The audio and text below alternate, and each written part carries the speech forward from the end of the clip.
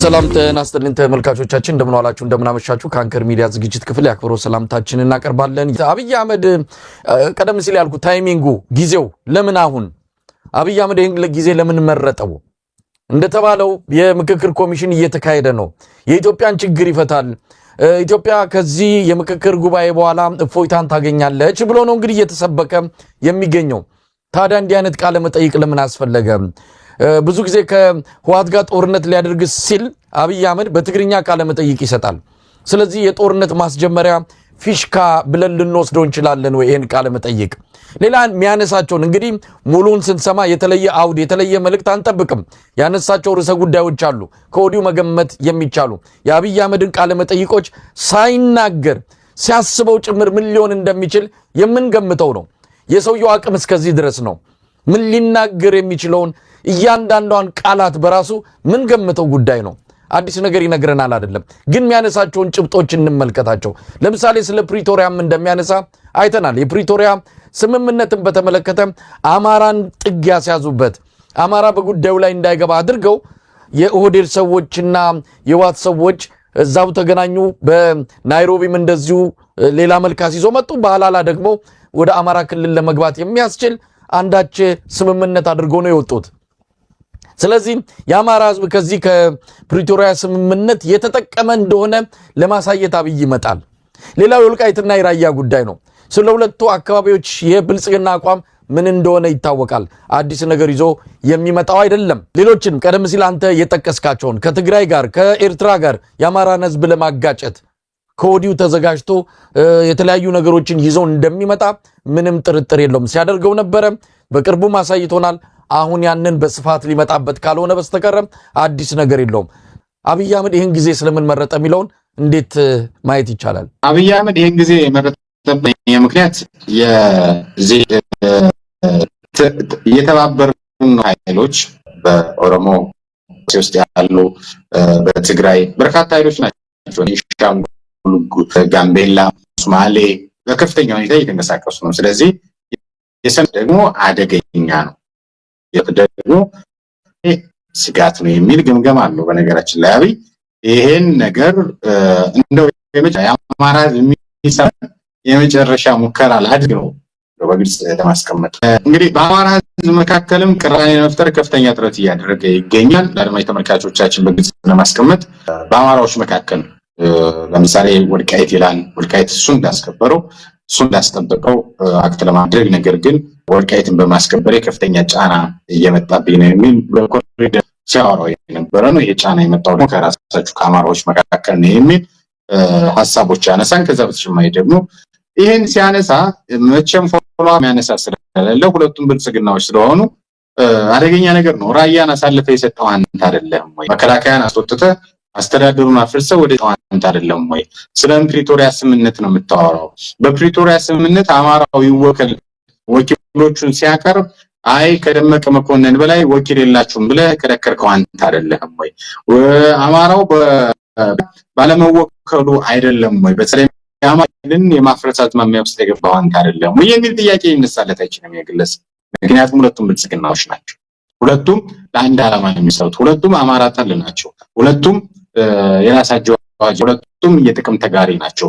እነዚህ አይነት ጉዳዮች አሉና ነገር ግን በዋነኝነት አሁን ላይ ይህ አጀንዳ በግልጽ ቋንቋ ለማስቀመጥ ከሰሜን በኩል ከፍተኛ የሆነ አደጋ እየመጣበት ነው። ከነጻነት ኃይሎች በኩል ከፍተኛ የሆነ አደጋ እየመጣበት ነው። ስለዚህ ጦርነቱን ደጋፊ የማግኘት አዲስ የሚማገድ አማራ ለማግኘት አዲስ አማራን አጨርብሮ ወደ ጦርነት ለማገድ ነው ሙከራ እያደረገ ያለው። ከአማራዎች መካከል ልክ እንደሚሊሻዎቹ ልክ እንዳድማ ብተናዎቹ አዳዲስ ሚሊሻና አዳዲስ አድማ ብተና የባልዴና ሙባዜ እንደሆነ ግን በግልጽ ማስቀመጥ ያስፈልጋል። ይሄን ግን ያገኛል አያገኝም? ይሄን ግን በአግባቡ መሸጥ ይችላል አይችልም? ከዛ መካከላችን ውስጥ ገብቶ ግን በአማራዎች መካከል ውስጥ ገብቶ ግን መከፋፈልም ለማድረግ ሙከራ እያደረገ ይገኛል። ይሄን በአግባቡ መመከት በአግባቡ መረዳት እንደሚያስፈልግ በግልጽ ማስቀመጥ ያስፈልጋል። በዋነኝነት ግን ከአማራው ኃይል ለማግኘት ሙከራ የማድረግ አማራው አክ ብሎታል፣ እትፍ ብሎበታል። ከዚህ በኋላ አታስፈልገናም ብሎታል። ለቃሉ ይቅርታ። ስለዚህ እንደው የመጨረሻ ሙከራ ሚራራ አማራ ካለ ሚራራ እዛ ክልል ላይ ሰው ካገኘው በሚል ልክ እንደነ ሙልቀን ሰጥዬ ልክ እንደናገኘው ተሻገር ልክ እንደነ ተመስገን ጥሩነህ ልክ እንደናረጋ ከበደ አዳዲስ ሰዎች ካገኘው የሚያግዙኝ በጦርነት የሚማገዱልኝ በግድ የሚል የመጨረሻ ሙከራ እንደሆነ ግን ግልጽ ማስቀመጥ ነው። እንግዲህ ሙሉጌታ አብይ አህመድ ቃለ መጠይቅ በአማራ ማስ ሚዲያ የሚቀርበውን እንግዲህ ሙሉን ተከታትለን ደግሞ እንመጣለን። የተለየ ነገር አይናገርም ብለናል።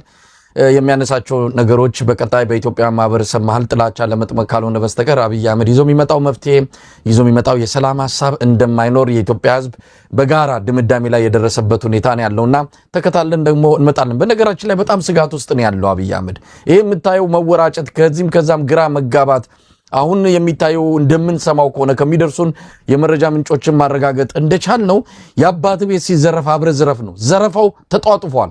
መንግስት አይቀጥልም፣ መንግስት ሊሄድ ነው፣ መንግስት የለም በሚል ይሄንን የቅርብ ሰዎች ጭምር የአገዛዙ የቅርብ ሰዎች ጭምር እርግጠኛ ሆነው ወደ ዘረፋ ውስጥ መግባታቸውን እየሰማን ነው። እንግዲህ አንድ አገዛዝ የመጨረሻው ምዕራፍ ላይ 11ኛው ሰዓት ላይ ሲደርስ የሚያሳየውን ምልክቶች አሁን በልጽግና ላይ እያየን እንገኛለን። አብይ አህመድ ምናልባት ቀጠናው ላይ የነካካቸው አሉ። የምስራቅ አፍሪካ የደህንነት ስጋት ነው ብለን ስንገልጽ የነበረው ጉዳይ ሱዳንንም ኤርትራንም ሶማሊያንም ሶማሌላንድንም ያልነካካው የለም። ስለዚህ አሁን ነገሮች እየገፉ ሲመጡበት አንዳንድ ጥረቶችን እያደረገን ያለው ወርቅነህ ገበየሁ የኢጋድ ሊቀመንበሩ ወደ ካርቱም ሱዳን ልኳል። ስለምን ዓላማ እንደሄደ አብይ አህመድ ምጥ ሲይዘው ጭንቀት ሲይዘው እንደዚህ አይነትን ግለሰብ ለሽምግልና እንደሚልክ የታወቀ ነውና አንዳንድ ነገሮችን እያየን ነው። ምናልባት የመጨረሻው ሰዓት ደርሶ ይሆን የአብይ አህመድ አገዛዝ? ኢጋድ ሊቀመንበር ተብየው ወርቅነህ ገበየሁ ወደ ሱዳን ጉዞ እንዳደረገ እኛም አይተናል። በምስል ይፋ ተደርጓል። ከዛ በኋላ ዛሬ ማምሻቸውን የብልጽግና የማህበራዊ ሚዲያ ሚሊሻዎች ግን በሱዳን ያለውን ቀውስ ለማረጋጋት ከፍተኛ ጥረት እያደረገ ነው። ያለውን ቀውስ ለመፍታት ወደ ድርድር እንዲመጡ የአርሴፍ እና የሳፍ ኃይሎች የአልቡራና የሐምዳን ዳጋሎ ኃይሎች ሽምግልና ሚና እየተወጣ ነው የሚል የብልጽግና የማህበራዊ ሚዲያ ሚሊሻዎች በሰፊው እያሰራጩ አይቻለውና እንግዲህ አብይ አህመድ ባለፈው ፓርላማ ላይ ሰኔ 30 ቀን 2018 ዓ.ም ቀርቦ ትናንት የደርግ ጊዜ አይደለም ሱዳኖች ሻቢያዎች ህዋቶች በጋራ ሊወጉን ነው የአይ ዘመን ነው እያለ ሲያስፈራራ ነበር። ከዚህ በፊት ኤርትራኖችን 3 ሚሊዮን ናቸው እያለ ሲያበሻቅጥ እንደነበረው ሱዳኖችንም ሲያበሻቅጥ አይተን ነበር። ነገር ግን አሁን በወርቅነህ ገበየሁ በኦህዴዱ በነገራችን ላይ የኢጋድ ተብሎ አይደለም መጠራት ያለበት የኢጋድ ሰው አይደለም። የአብይ አህመድን አገዛዝ ለማትረፍ ዳውንት ቁጥቋጦ ስር ድረስ የተገኘ ነው። የአፋድ የሚባለውን ታስታውሰዋለህ? ዳውንት ላይ በመሄድ እነ ማስረሻ ሰጤ እነ ኮሎኔል ፈንታው ሟቤ እነ ኮሎኔል ማነገረውን ከፋኖ ኃይሎች ገንጥሎ ወደ አብይ አህመድ መንግስት ያስገበረ ግለሰብ ነው።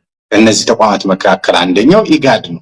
ኢጋድ ነፃና ገለልተኛ አይደለም። የአብይ አህመድ አሽቃባጭ ነው። የአብይ አህመድ መንግስት ለማረጋጋት 724 በሚባል ደረጃ የሚሰራ ነው። በብሔራዊ ምክክር ኮሚሽኑም በምርጫውም በሁሉም ነገር የታየና የተፈተነ ተቋም ነው። በዚህ በፊትም በነበሩት ሂደቶች የታየ ነው። በነገራችን ላይ በፕሪቶሪያ ስምምነትም እንደዚሁ ሲሳተፍ እንደነበረ እናስታውሳለን። የፕሪቶሪያ ስምምነት ግን እንዲከሽፍ ካደረጉት መካከል አንደኛው ወርቅነህ ገበየሁ ጅማ የነበረውን የስብሰባ ውጤት እናስታውሰዋለን። በሌሎች ስብሰባዎች ላይ የታየው እውነት ነውና እንዳልከውም የመጨረሻው ጊዜ ላይ ነው። ከፋኖ ጋር ያሉ ኃይሎች ማለትም ፋኖች ራሳቸው ወደፊት ይፋ የሚያደርጓቸው እነዛን የመሄድ በአንድ በኩል ማሲንጋን የመላክ በአንድ በኩል ኦባሳንጆን በአንድ በኩል ወርቅነህ ገበየሁን የመላክና የመማፀን ጊዜ ላይ እንዳለ አብይ አህመድ መረዳት ይቻላል። ከነዚህ ድምር ውጤት የምናየው ብልጽግና አይቀሬ ሽንፈቱን እንደሚጎነጭ ተረድተናል። የሱዳን ኃይሎችን ባለፈው ሳምንት በደንብ አድርገን በሰፊው ተንትነናል፣ በሰፊው አስቀምጠናል። ብልጽግና እስካሁን ብንሽኮረመም ማድረግ አልቻልንም። እንደውም በፓርላማ ቀርቦ እንደሚወጋን እንደማናሸንፈው እየተናገረን ይገኛል። ስለዚህ ብልጽግናን ለመጣል ከሚተባበሩ ኃይሎች ጋር እንተባበራለን እስከሚል የውስጥ ስብሰባ ማድረጋቸውን የሱዳን ኃይሎች በሰፊው አንስተናል። የአረብ ኤምሬት ገረድ ሆኖ አብይ አህመድ አርሴፍን በከፍተኛ ሁኔታ ድሮን ሳይቀር እየመታ ከዛ በተጨማሪ ደግሞ እና ቡርሃን ሄዶ ለመሸምገል የኢጋድ አይነት ፖለቲካ ማራመድ ትክክል አይደለም። የኦህዴድ ፖለቲካ እንደሆነ ግን በግልጽ ማስቀመጥ ያስፈልጋል። ወርቅነህ ገበየሁ ኦህዴድ ነው። የኦህዴድን ፖለቲካ ለማስፈጸም ሱዳን ድረስ ሄዷል።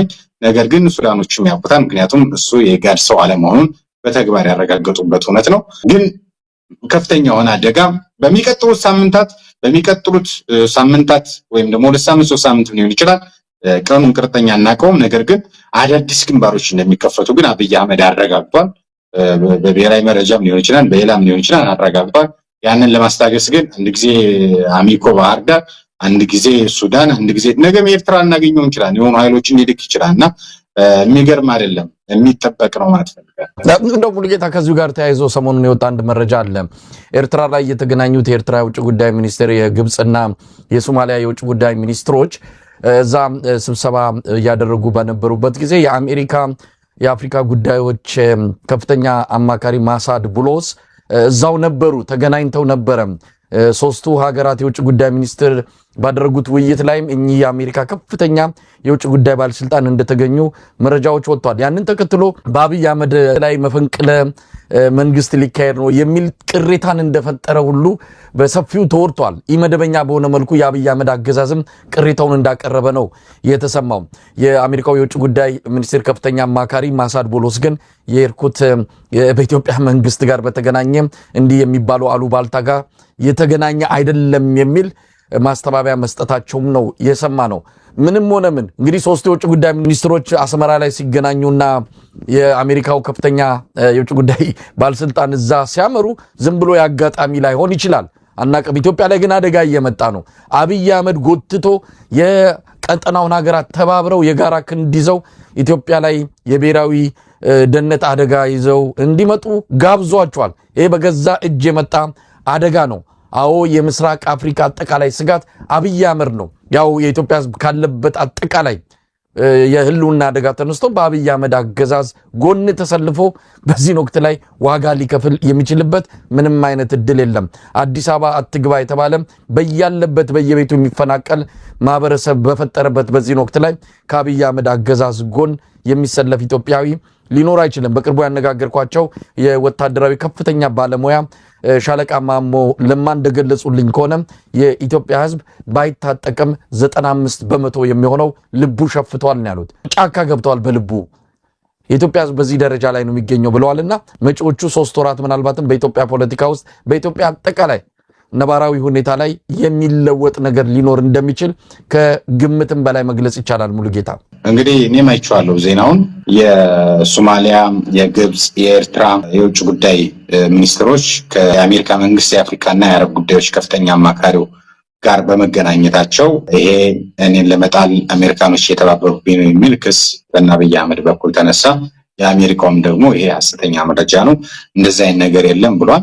ነገር ግን የማይፋቀው እውነት፣ የማይሰረዘው እውነት የግብጽ፣ የሱዳን፣ የኤርትራ ኃይሎች ሶስትዮሽ ጥምረት ፈጥረው ነበር። ጸረ ብልጽግና የሆነ አቋም ወስደዋል። ጸረ ብልጽግና የሆነ አቋም እንዲወስዱ ያደረጋቸው የብልጽግናው መንግስት አካሄድ ነው። የብልጽግናው መንግስት አካሄድ ማለት ምን ማለት ነው? አንደኛ ሶማሊያ ገብቶ ሶማሌላንድን የሀገርነት እውቅና ለመስጠት ሲንደፋደፍ እጅ ከፍንጅ በመያዙ ነው። ለአርኤስኤፍ ድጋፍ ሲሰጥ በመገኘቱ ነው። ከዛ በተጨማሪ ደግሞ የኤርትራን ህዝብ ደግሞ አጠቃላይ ኤርትራ መንግስትን በማናናቅና የኤርትራን ህዝብ ወጋለው በማለት ነው። በዚህ ምክንያት እነዚህ ብልጽግና አደጋ የደቀነባቸው ኃይሎች ጥምረት ፈጥረው ነው። በዚህ አጋጣሚ ካይሮ ላይ ከአሜሪካው መንግስት የአፍሪካና የአረብ ጉዳዮች ከፍተኛ አማካሪው ጋር ተገናኙ። እነዚህ መገናኘቱ አስጨነቀው ማለት ነው። ሲያስጨንቀው በውጭ ጉዳይ ኃላፊው በኩል በነ ዶክተር ጌዲዮን ጢሞቴዎስ በኩል ምንድነው ያለ የሚል ወይም ደግሞ እኛ ጋር እያመጻችሁብና ነው ወይ የሚል ጥያቄ ቀረበ። አይ እንደዛ አይደለም በሚል አሜሪካኖቹም ጭምር የተቸገሩበት መግለጫ ነው የሰጠው። አይ ሐሰተኛ መረጃ ነው እስከማለት የደረሱበት በትዊተር ገጻቸው ያጋሩበት ሁኔታ አይተናልና ራሴ የጋበዝከውን አደጋ ራስ ላይ የተኮስከውን ጥይት ሌላ ሰው እንዲያበርድልህ ለምንድን ነው የምትጠብቀው መሰለኝ? ቀድመህ አስበህ መጓዝ የነበረብህ ነው። ባለፈው ዶክተር ገዱ ከኤምኤስ ሚዲያ ጋር በነበረው ቆይታ የኢትዮጵያ ውጭ ጉዳይ አጠቃላይ ተቋሙ የግብጽ ፖለቲካ የሚያራምድ ነው የሚመስለው በሚል አስቀምጠውታልና ከዚህ የተሻለ ቋንቋ ሊገልጸው የሚችል ነገር አለ ብያለሁ። ምክንያቱም ግብፅን ስበው ሶማሌ ድረስ ያመጡት እነሱ ናቸው። ግብፅን ስበው ሱዳን ድረስ ያመጡት እነሱ ናቸው። ግብፅን ስበው ኤርትራ ድረስ ያስገቡት እነሱ ናቸው። ከዛ በኋላ ከግብፅ ጋር እየተረባረቡብኝ ነው። ታሪካዊ ጥላቶቻችን አባይ ግድብን ልማት እንዳናለማ ምናምን እያሉ በብልጽግና ሚዲያዎች ደግሞ ሌላ ፕሮፓጋንዳ ይከፍታሉ። መጀመሪያ የምትራመደው እያንዳንዱ የዲፕሎማሲ እርምጃ የተሰላና ስትራቴጂክ መሆን ነበረበት። በስልት ላይ የተመሰረተ መሆን ነበረበት። የውር ድንበር ሌሎቹን በመናቅ በማጣጣል በማነወር ላይ የተመሰረተ ስለሆነ ድምር ውጤቱ አብይንም ጎድቶታል። እንዳጠቃላይ ግን እየተጎዳ ያለው ኢትዮጵያ ሕዝብ ነው። እየተጎዳ ያለው የኢትዮጵያ ፖለቲካ ነው። ምክንያቱም አብይ አህመድ የሚባል የፖለቲካ ደንቆሮ በእያንዳንዱ ነገር የሚያደርገውን እንቅስቃሴ ነገ ሌሎች ሰዎች ለመስራት ከፍተኛ ዲፕሎማሲ ከፍተኛ እንቅስቃሴ የሚጠብቅባቸውን መንገድ አጠቃላይ አደጋ ወደ ኢትዮጵያ እየጋበዘ ለነገ ለመስራት ራሱ አስቸጋሪ የሚሆንበት ሁኔታ እንዳለ ግን በግልጽ ማስቀመጥ ያስፈልጋል። ለዛም ነው መፍጠን አለበት የተባለ የነጻነት ኃይሎቹ የትብብር ኃይሎቹ መፍጠን አለባቸው የምንለው ከዚህ አኳያ ስለሆነ ምናልባት በተከታታይ ልናነሳው የምንችለው ሁለት ጉዳዮችን ነው። አንደኛው ከዚህ ከግጭት ጋር የተያዘ ነው። በደቡብ ኢትዮጵያ አርባ ምንጭ አካባቢ ከምርጫ ማግስት ጀምሮ እየተካሄደ ያለው ግጭት ከፍተኛ የሰው ህይወትን እያጠፋ ይገኛል። እስካሁን ባለው መረጃ ከ40 እስከ 50 የሚሆኑ ሰዎች ተገለዋል። ስለዚህ ጉዳይ ማንም የተነፈሰ የለም። ዘይሴዎች ብቻቸውን መከራ እያዩ ነው። አሁን ደግሞ እንደምንሰማው በሲዳማና በኦሮሚያ ድንበር መሃል ከፍተኛ ግጭት ከተፈጠረ በየጊዜው ነው የሚከሰተው። አሁን ደግሞ ለይቶለት ከሰሞኑ ብቻ 10 ሰዎች የተገደሉበት ግጭት እንደተከሰተ ነው የሰማ ነው። ይህን የሚናገር የለም።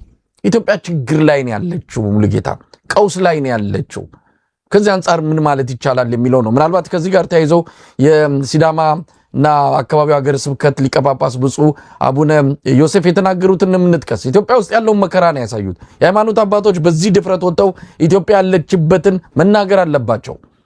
ሚዲያዎቹ አይናገሩም፣ መድረኮች ዝግ ናቸው። ለዚህ በአደባባይ ስሜቱን የሚገልጽ የለም። ነገር ሁሉ ታፍኗል።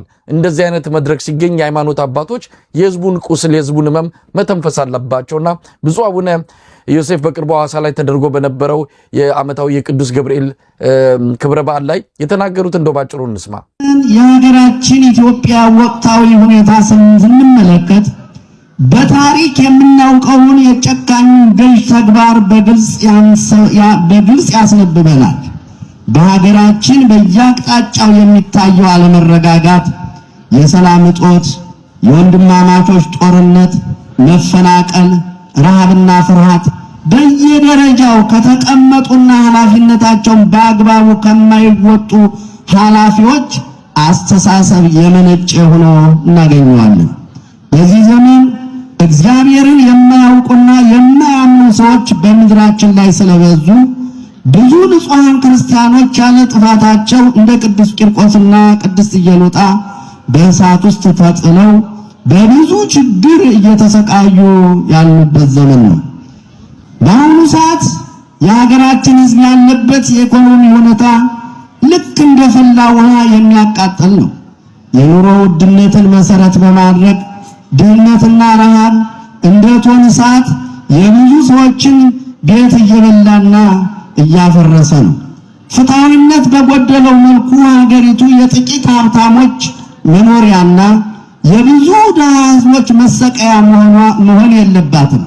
በስልጣንና በገንዘብ በናወዙ ሰዎች ምክንያት በሚሊዮን የሚቆጠሩ ድሆች የዕለት ምግብ ማዘጋጀት አቅቷቸው በጭንቅ እሳት ውስጥ እየተቃጠሉ በመሆኑ ሰዎች አብዝተው ወደ እግዚአብሔር የሚመለሱበት ዘመን መሆን አለበት።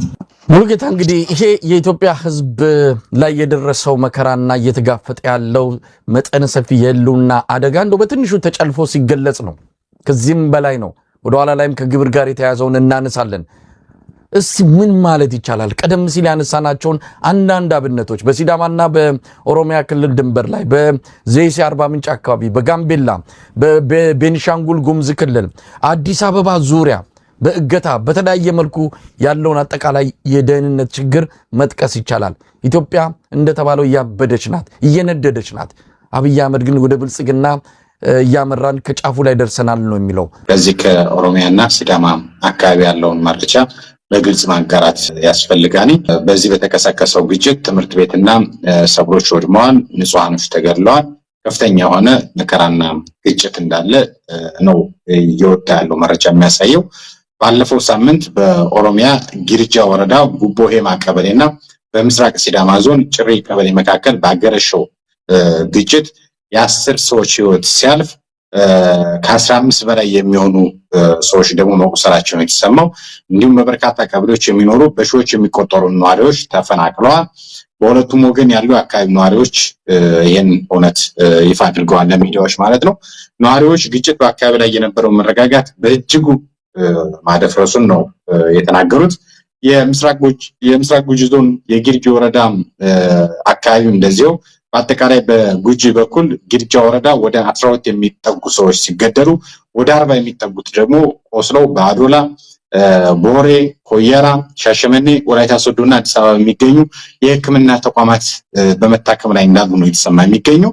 በተጨማሪ በበርካታ መኖሪያ ቤቶችና የጉቦ ሄማ የአንደኛ ደረጃ ትምህርት ቤት የወደመ ሲሆን ይህም በሺዎች የሚቆጠሩ ነዋሪዎች ከቤታቸውና ከእርሻ መሬታቸው እንዲፈናቀሉ ማድረጉን ነው የተነገረው። ይሄ ብልጽግና ወለድ ጦርነት ብልጽግና የሚጠምቀው አጠቃላይ ግጭት እንደሆነ ይታወቃል። በዚህ ሂደት እንግዲህ በርካታ ትምህርት ቤቶች ወድመዋል።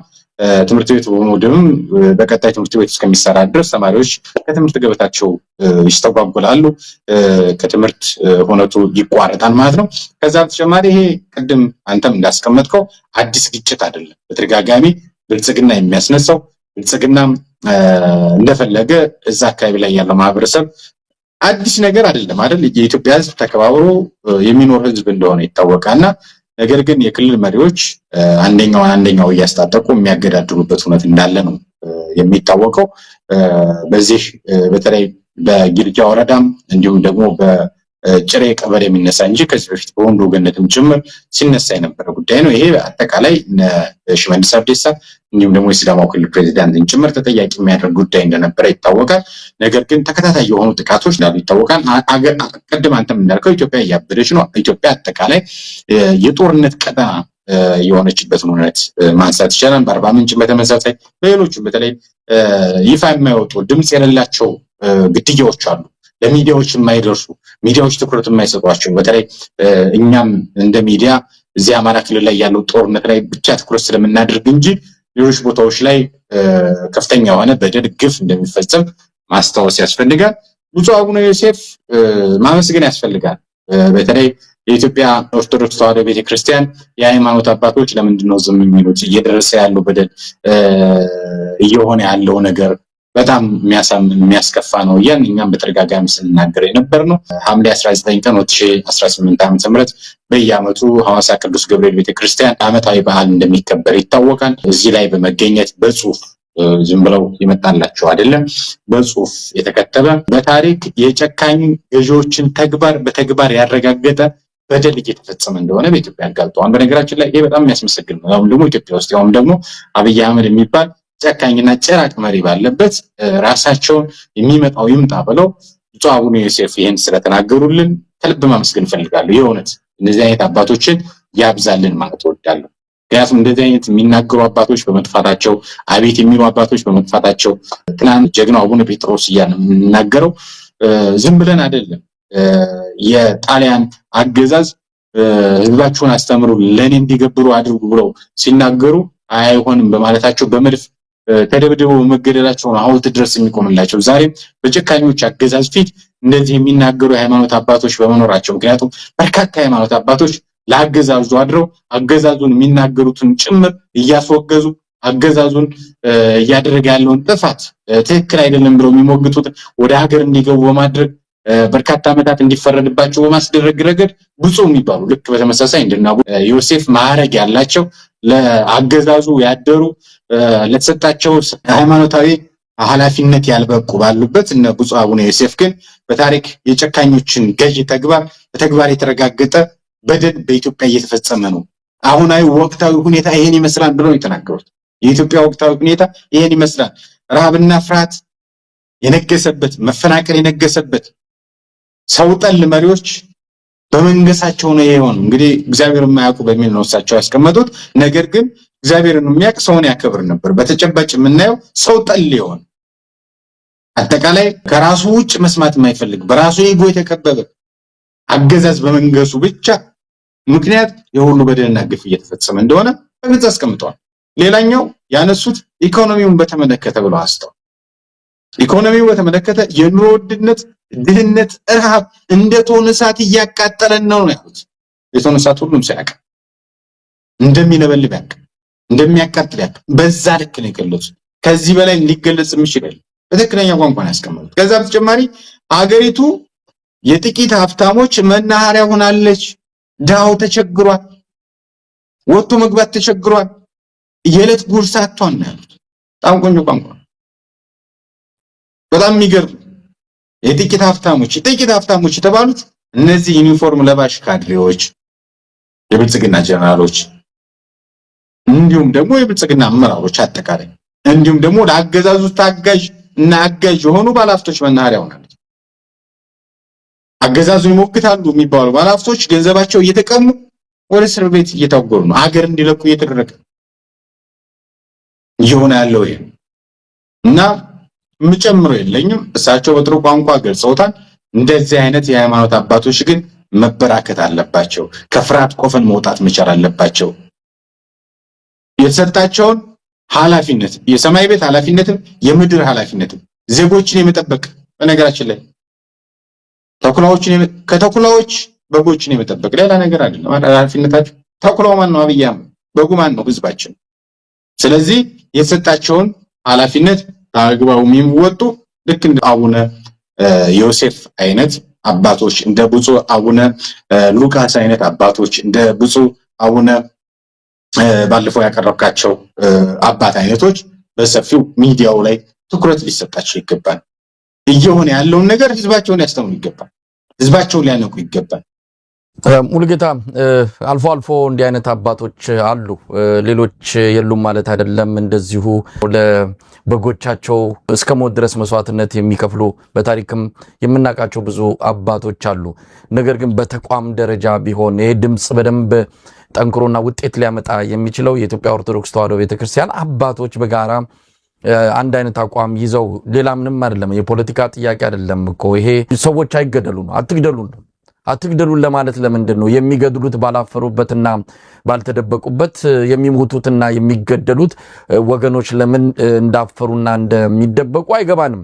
በተለይ እንደነዚህ አይነት አባቶች መንፈሳዊ አባቶች ከግራም ከቀኝም ከሙስሊሙም ከክርስቲያኑም ወጥቶ መናገር ሀገር ልጠፋ እኮ ነው። በዚህ አንድ ግለሰብ ምክንያት ሀገር እንዲህ መከራ ስትበላ እውነት በዚህን ዘመን ላይ የነበርን ሁሉ ተጠያቂዎች ነን። በታሪክ እንጠየቅበታለን። ምን አደረግን? የዛን ጊዜ ምን አልን? ፈርተን ዝም አልን? ግን ተፈርቶስ መከራው ቆመ ወይ?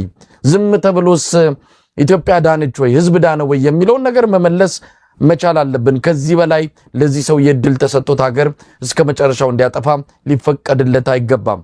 ሙሉጌታ ብዙ ነገሮች እየሆንን ነው። ሰሞኑን የተለያዩ አካላት ሪፖርት እያወጡ ነው። በተለይ ኢትዮጵያ ላይ የመጣው ድህነት ከኢኮኖሚ ጋር የመጣው መከራ ከአእምሮ በላይ ሆኗል። ሰው የሚገባበት አጥቷል፣ መተንፈሻ አጥቷል። እንዴት ይሻገረው? እንዴት ይንጋለት?